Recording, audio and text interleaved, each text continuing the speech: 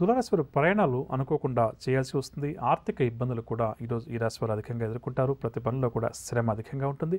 పనుల్లో ఆటంకాలు అవరోధాలు కూడా తప్పకపోవచ్చు. బంధువులతో కూడా వీరికి అకారణంగా తగాదాలు ఏర్పడే అవకాశం ఉంది. చర్మ సంబంధిత రుగ్మతల వల్ల కొంతవరకు వీరికి ఇబ్బందికరంగా ఉంటుంది. వైద్యుల సలహాలు కూడా అవసరమని చెప్పవచ్చు. వ్యాపారస్తుల వరకు వ్యాపార లావాదేవీలు నత్తనడకన సాగుతాయి. ఉద్యోగస్తుల వరకు అదనపు బాధ్యతలు, పారిశ్రామిక సాంకేతిక రంగాల వారికి కూడా ఈరోజు నిరాశగానే గడుస్తుంది. సినీ కళాకారులకు చికాకులు సమస్యలు ఎదురవుతాయి.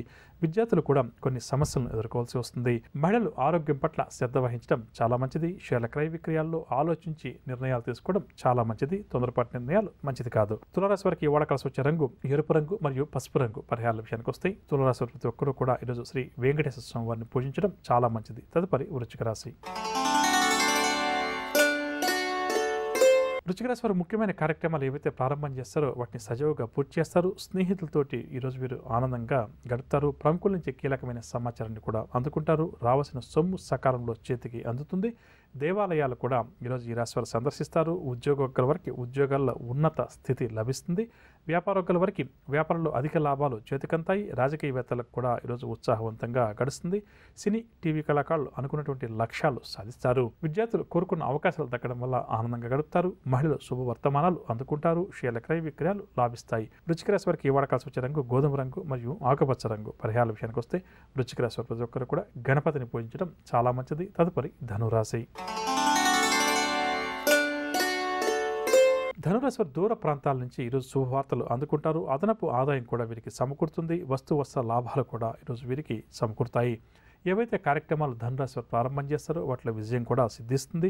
పరిచయాలు కూడా పెరుగుతాయి. సేవా కార్యక్రమాలపై ఆసక్తి కూడా చూపుతారు. వ్యాపారస్తుల వారు వ్యాపారంలో నూతన ఉత్సాహంతో కొన్ని కీలక నిర్ణయాలు తీసుకుంటారు. ఉద్యోగస్తుల వరకు పదోన్నతి అవకాశాలు, పారిశ్రామిక వైద్య రంగాల వరకు సన్మానాలు, సత్కారాలు, సినీ కళాకారులకు గౌరవ మర్యాదలు, ప్రజాదరణ మరింతగా పెరుగుతాయని చెప్పవచ్చు.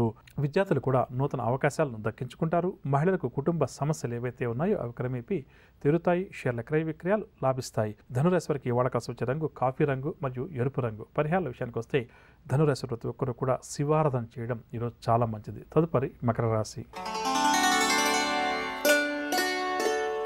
మకర రాశి వారి ఈరోజు ప్రయాణాలు ఆకస్మికంగా చేయాల్సి వస్తుంది. నూతన రుణాల కోసం అన్వేషణ కూడా కొనసాగిస్తారు. ఆర్థిక పరిస్థితి వీరికి నిరుత్సాహపరుస్తుంది. కొన్ని ముఖ్యమైన వ్యవహారాలు మధ్యలోనే విరమిస్తారు. ఉదర నరాల సంబంధిత రుగ్మతల వల్ల కొంతవరకు ఈరోజు వీరికి ఇబ్బందికరంగా గడుస్తుంది. వ్యాపారస్తుల వరకు వ్యాపార లావాదేవీలు మందకొడిగా సాగుతాయి. ఉద్యోగ వర్గాల వరకు ఆకస్మిక బదిలీలు, పారిశ్రామిక వైద్య రంగాల వరకు విదేశీ పర్యటనలో ఆటంకాలు ఎదురవుతాయి. సినీ టీవీ కళాకారులకు అవార్డులు కూడా దక్కవచ్చు. విద్యార్థులకు కోరుకున్న అవకాశాలు దూరమవుతాయి. మహిళలకు కూడా ఈరోజు కాస్త నిరుత్సాహంగానే గడుస్తుంది. షేర్ల క్రయ విక్రయాలు మందగిస్తాయి. మకర రాశి వారికి వాడకాల్సి వచ్చే రంగు పసుపు రంగు మరియు గోధుమ రంగు. పరిహారాల విషయానికి వస్తే మకర రాశి వారు ప్రతి ఒక్కరూ కూడా శ్రీ సత్యనారాయణ స్వామి వారిని పూజించడం చాలా మంచిది. మనం గత కొద్ది రోజులుగా విశేష ధర్మాల గురించి ప్రతిరోజు కూడా ఒక్కొక్క అంశం గురించి మనం తెలుసుకునే ప్రయత్నం చేస్తున్నాం. అందులో భాగంగా ఈరోజు కార్యక్రమంలో సత్యం యొక్క విశిష్టత ఏంటి అంటే, ఒక మాటలో చెప్పాలంటే ధర్మశాస్త్రం ఏం చేయమని చెప్తుంది అని చెప్పంటే సత్యముని పలకవలను అన్న మాట ఖచ్చితంగా చెప్తుందని చెప్పవచ్చు. అంటే ఎప్పుడైతే మనం అబద్ధాలు చెప్పడం ప్రారంభం చేస్తామో, ఒక్క చిన్న అబద్ధం ఈరోజు చెప్తే 10 సంవత్సరాల తర్వాత కూడా దానికి సంబంధించిన విషయం ఏదైనా బయటపడినప్పుడు మనం సిగ్గుతో తలదించుకోవాల్సి వస్తుందని చెప్పవచ్చు. కాబట్టి మనం సాధ్యమైనంత వరకు కూడా ఎప్పుడూ కూడా సత్యముని పలకవలను అంటే ఏంటంటే అబద్ధం చెప్పే ప్రయత్నం చేయకూడదు. అందున ప్రధానంగా మనం ఇతరులకు నొప్పి కలిగించేటటువంటి అంశాలు కొన్ని సందర్భాల్లో ప్రతి ఒక్కరం కూడా, మీరు కావచ్చు నేను కావచ్చు, అబద్ధం చెప్పాల్సినటువంటి పరిస్థితులు ఈ కాలంలో ఏర్పడుతున్నాయని చెప్పవచ్చు. అంటే ఉదాహరణ తీసుకుంటే మన దగ్గర డబ్బులు ఉన్నప్పుడు ఎదుటి వ్యక్తులు వచ్చి ఇతని దగ్గర డబ్బు ఉంది కదా అని చెప్పేసి అనవసరంగా ₹1,00,000 ఇవ్వండి, ₹2,00,000 ఇవ్వండి అని చెప్పి అడుగుతుంటారు. వారు తిరిగి ఎవరని మనకు తెలుసు. అటువంటిప్పుడు ఏంటంటే నా దగ్గర డబ్బు ఉంది నేను ఇవ్వను అని చెప్పి నిజాన్ని నిష్ఠూరంగా చెప్పడం కన్నా కూడా నా దగ్గర డబ్బులు లేవుంది, ఈ మధ్యకాలంలో ఏదో పెట్టుబడి పెట్టుకున్నాను అని చెప్పేసి ఒక చిన్న అబద్ధం చెప్పవచ్చు. అంటే ధనము, మానము, ప్రాణము ఇటువంటివి పోయే సందర్భాల్లో, ఇటువంటి వాటికి ఇబ్బంది కలిగించే సందర్భాల్లో ఎదుటి వ్యక్తులకి కూడా హాని కలగకుండా మనం అబద్ధం చెప్పవచ్చని ఈ విషయం కూడా మన మహర్షులు చెప్పారని చెప్పవచ్చు. కానీ కొంతమంది వ్యక్తులను చూస్తే ప్రతి నిత్యం కూడా వారు అనుకున్నది సాధించడం కోసం కావచ్చు, ఎదుటి వ్యక్తుల మెప్పు పొందాలని కావచ్చు, లేకపోతే తమ పని ఎలాగైనా సరే పూర్తి చేసుకోవాలన్నటువంటి ఒక మొండి వైఖరి, మూర్ఖపు వైఖరితోటి నోటికి వచ్చినటువంటి అబద్ధాలు చెప్తుంటారని చెప్పవచ్చు. దానికి ఇంకా హద్దు పద్దు ఎంతవరకు మాట్లాడాలి ఇటువంటివన్నీ కూడా ఏమీ ఉండదు. ఎప్పుడైతే మనం అసత్యాన్ని పలుకుతూ ఉంటామో మన అకౌంట్లో భగవంతుడు పాపాన్ని కూడా అదేవిధంగా పెంచుతూ ఉంటాడని చెప్పవచ్చు. ఎప్పుడైతే ఎప్పుడైతే సత్యాన్ని పలకడం ప్రారంభం చేస్తామో, ఎప్పుడైతే సత్యంగా అంటే నీతిగా నిజాయితీగా ఉంటామో అప్పుడు భగవంతుడి యొక్క ఆశీస్సులు మనకు ఉంటాయని చెప్పవచ్చు. కాబట్టి ఈరోజు మనం ఏదో ఒక వస్తువు కొనుగోలు చేద్దామని చెప్పేసి ఒక కిరాణా షాప్కో లేకపోతే ఏదో ఒక ఎలక్ట్రికల్ షాప్కో ఎలక్ట్రానిక్ షాప్కో వెళ్ళామనుకోండి, ఆ షాప్ ఓనర్ ఎవరైతే ఉన్నారో అతనికి ఏదో ఆ వస్తువు అమ్మితే బాగా లాభం వస్తుందని చెప్పి అనుకుందాం. ఉదాహరణకు మనకు ఏదో మాయమాటలు చెప్పి ఇది ఇలాగండి అది అలాగండి అని చెప్పేసి మనకు ఆ వస్తువుని ఏదో విధంగా అమ్మాడు అనుకుందాం. ఆ షాప్ ఓనర్ మీద ఉన్న నమ్మకం కానీ లేదా సేల్స్ మీద ఉన్న నమ్మకం వల్ల కానీ విశ్వాసం వల్ల కానీ మనం ఆ వస్తువు కొనుక్కొని వచ్చిన తర్వాత కొంతకాలానికి ఆ వస్తువు యొక్క వాస్తవ పరిస్థితి మనకు అర్థమవుతుంది. అప్పుడు ఏమనిపిస్తుంది అంటే ఆ షాప్ వ్యక్తి లేదా ఆ కిరాణా షాప్ వారు కావచ్చు, ఎవరైనా కూడా కావచ్చు, ఎదుటి వ్యక్తి నన్ను మోసం చేశాడని చెప్పి అనుకున్నప్పుడు జీవితంలో మనం ఏం చేస్తామంటే మరొకసారి అటువైపు వెళ్ళే ప్రయత్నం చేయమని చెప్పవచ్చు. ఎందుకంటే ఒక్కసారి మనకు అబద్ధం చెప్పి ఒక వస్తువును అంటగట్టాడు కాబట్టి మనం మోసపోయాం కాబట్టి అటువైపు వెళ్ళాము. ఇంకా మనకు తెలిసిన వారు ఎవరైనా వెళ్తుంటే కూడా ఆ షాప్కి వెళ్ళకండి, ఆయన మోసం చేస్తాడు మిమ్మల్ని అని చెప్పి కూడా మనం పబ్లిసిటీ చేయడం కూడా ప్రారంభం చేస్తామని చెప్పవచ్చు. అదే వ్యక్తి నిజంగా చెప్పి ఈ వస్తువు ఇలాగుందండి, దీన్ని కొనుక్కుంటారా, లేదా ఇంకొక వస్తువు ఉందండి దీన్ని కొనుక్కుంటారా, మీ నిర్ణయానికే వదిలేస్తానని చెప్పి నిజాయితీగా చెప్పానుకోండి, అప్పుడు మనకున్న తాహతుని బట్టి మనకున్న అవసరాన్ని బట్టి మనం ఏ వస్తువు కొనుక్కోవాలి అన్నదానికి మనమే ఒక నిర్ధారణకు వచ్చి కొనుక్కుంటాం.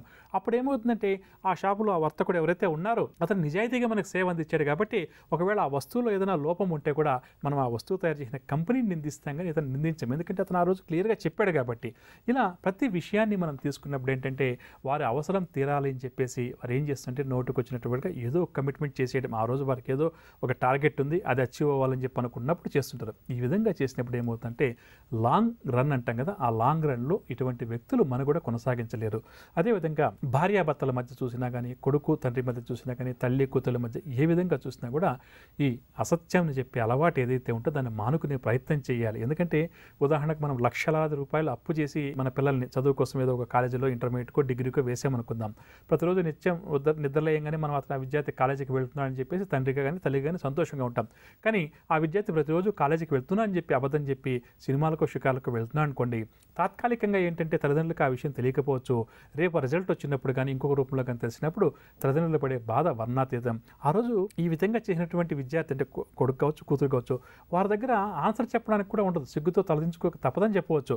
కాబట్టి మనం ఏదైనా ఒక అసత్యం ఆడితే లేకపోతే ఒక అబద్ధం అంటాం కదా చెప్తే తాత్కాలికంగానే మనకు దాని నుంచి ఉపశమనం కలుగుతుంది. మనం కొంచెం దూరదృష్టితో కానీ దూరాలోచన చేస్తే మాత్రం దానివల్ల ఇబ్బందులు వస్తాయి. దానికన్నా కూడా మనం కొన్ని సందర్భాల్లో కొన్ని పనులు చేయలేకపోవచ్చు, కొంతవరకు ఇవన్నీ కూడా సహజమని చెప్పవచ్చు. అప్పుడేంటి సాధ్యమంత వరకు ఎదుటివారి మనస్సు నొప్పించకుండా మనం సత్యాన్ని పలకాలి. లేదండి ఇలా అనుకున్నాను, ఇలా అయింది, నా వల్ల ఈ తప్పు జరిగింది, పొరపాటు జరిగింది చెప్పి అంగీకరిస్తే జీవితాంతం ఏంటంటే ఆ వ్యక్తితోటి మనకు సంబంధ బాంధవ్యాలు కూడా బాగుంటాయని చెప్పవచ్చు. ఇది వ్యాపారాత్మకంగా చూసినా, కుటుంబ పరంగా చూసినా, ఎలా చూసినా సరే ఎప్పుడూ కూడా మనం అబద్ధం చెప్పేటువంటి అలవాటు ఏదైతే ఉందో దాన్ని మానుకునే ప్రయత్నం వెంటనే ప్రారంభం చేయాలి. ఇందాక చెప్పినగా కొన్ని సందర్భాల్లో ఎదుటి వ్యక్తికి డబ్బిస్తే తిరిగి రాదు, ఎదుటి వ్యక్తికి మనం డబ్బిస్తే ఆ డబ్బుతోటి అతను జలసాలు చేస్తాడు, ఇంకొకటి అనిపించినప్పుడు మన దగ్గర డబ్బు ఉన్నప్పటికి కూడా మనం ఇందాక చెప్పుకున్నాం కదా, అటువంటి సందర్భాల్లో ఒక చిన్న అబద్ధం అంటే ఆ మనిషి నొచ్చుకోకుండా లేదండి నా దగ్గర డబ్బులు లేవు, ఈ మధ్య ఎవరికో ఇచ్చానను లేకపోతే ఏదో ఇంకొక ఇన్వెస్ట్మెంట్ చేశానని చెప్పి చెప్పడం తప్పు కాదు. నా దగ్గర డబ్బు ఉందండి నేను ఇవ్వను, మీరు ఇస్తే ఇలా చేస్తారని చెప్పి చెప్పడం కూడా మంచిది కాదని చెప్పవచ్చు. ఎందుకంటే మనం అతను నుంచి సలహా అడగట్లేదు, కేవలం మనం డబ్బు అడిగాడు, డబ్బు ఇస్తామా లేదా అని చెప్పి మనం నిర్ణయం తీసుకోవాలి. ఆ డబ్బు ఇస్తే భవిష్యత్తులో తిరిగి రాదు లేదా ఆ వ్యక్తితోటి విరోధం వస్తుందని చెప్పి అనుకున్నప్పుడు సున్నితంగా మాట్లాడి మనం ఇదే కార్యక్రమంలో గత కొద్ది రోజులకి నేను తెలుసుకున్నాం కదా, మన మాట పరుషంగా ఉండకూడదని చెప్పేసి దీన్ని గుర్తించి సున్నితంగా ఆ వ్యక్తిని నొప్పించకుండా చెప్పాలి. ఇది ఆ వ్యక్తికి కూడా అర్థమవుతుంది, ఈ వ్యక్తికి నా ఉద్దేశాన్ని గమనించాడు, నేను ఎంత పొగిడినా ఎంత చేసినా ఈ వ్యక్తికి నాకు డబ్బు ఇవ్వడని చెప్పేసి అప్పుడు ఆ వ్యక్తితోటి రిలేషన్షిప్స్ కూడా కొంతవరకు కొనసాగుతాయని చెప్పొచ్చు. ఒకవేళ రిలేషన్షిప్ పోయినా కానీ మన డబ్బు మన దగ్గర భద్రంగా ఉంది కాబట్టి మనం ఇబ్బంది పడాల్సిన అంశం కాదని చెప్పొచ్చు. ఈ విధంగా అబద్ధం చెప్తే శాస్త్రం ఏం చెప్తుందంటే దారిద్ర్యం కలుగుతుందని చెప్తుంది. ఎవరైతే తరచుగా అబద్ధాలు చెప్తుంటారో వారు దారిద్ర్య బాధల్ని అనుభవించాల్సి వస్తుంది. కాబట్టి భార్యతో భర్త కావచ్చు, భర్తతో భార్య కావచ్చు, పిల్లలు కావచ్చు, తల్లి కావచ్చు, ఎవరన్నా కూడా కావచ్చు, వ్యాపారవేత్త కావచ్చు, నవగ్రహ సంచారాన్ని అనుసరించి ద్వాదశ రాశుల వారికి ఈ వారం అంతా కూడా ఏ విధంగా ఉంటుంది, 27 నక్షత్రాల వారికి ఈ వారం ఏ విధంగా ఉంటుంది, ఏ రోజులు వీరికి అనుకూలిస్తాయి అన్న అంశం, అదేవిధంగా ద్వాదశ రాశుల వారు ఎటువంటి పరిహారాలు ఈ వారం పాటించాలి అన్న అంశంతో పాటుగా శుభకరం అన్న అంశంలో భాగంగా దృష్టిదోషం తగలడానికి కారణాలు ఏమిటి, దృష్టిదోషం తగలకుండా ఉండడానికి, దోష తీవ్రత తగ్గడానికి మనం ఎటువంటి జాగ్రత్తలు పరిహారాలు పాటించాలి అన్న అంశాలు